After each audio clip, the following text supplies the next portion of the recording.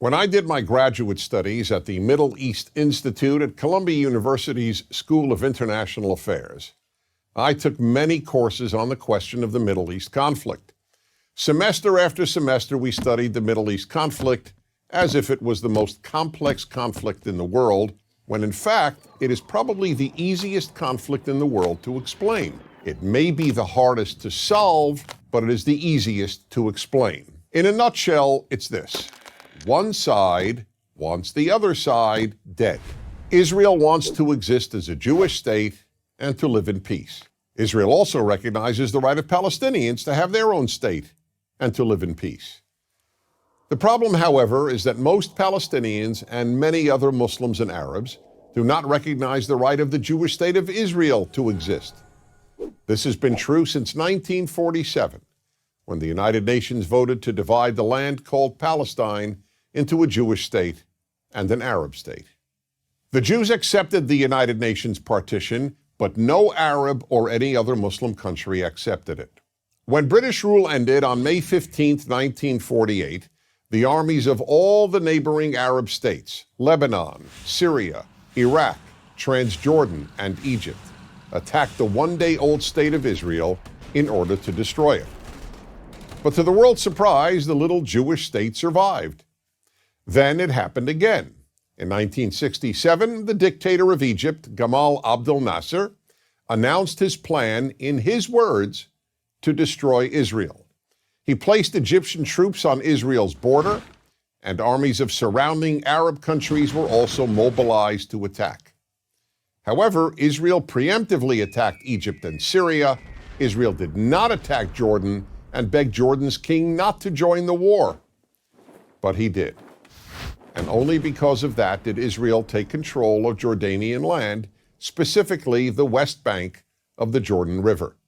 Shortly after the war, the Arab states went to Khartoum, Sudan, and announced their famous three no's: no recognition, no peace, and no negotiations. What was Israel supposed to do?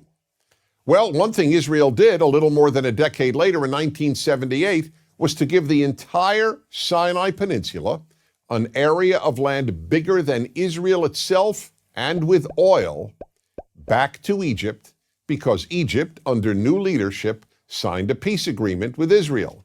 So Israel gave land for the promise of peace with Egypt, and it has always been willing to do the same thing with the Palestinians. All the Palestinians have ever had to do is recognize Israel as a Jewish state and promise to live in peace with it. But when Israel has proposed trading land for peace, as it did in 2000, when it agreed to give the Palestinians a sovereign state in more than 95% of the West Bank and all of Gaza, the Palestinian leadership rejected the offer and instead responded by sending waves of suicide terrorists into Israel. Meanwhile, Palestinian radio, television, and school curricula remain filled with glorification of terrorists, demonization of Jews, and the daily repeated message that Israel should cease to exist. So it's not hard to explain the Middle East dispute. One side wants the other dead. The motto of Hamas, the Palestinian rulers of Gaza, is, "We love death as much as the Jews love life." There are 22 Arab states in the world, stretching from the Atlantic Ocean to the Indian Ocean. There is one Jewish state in the world, and it is about the size of New Jersey.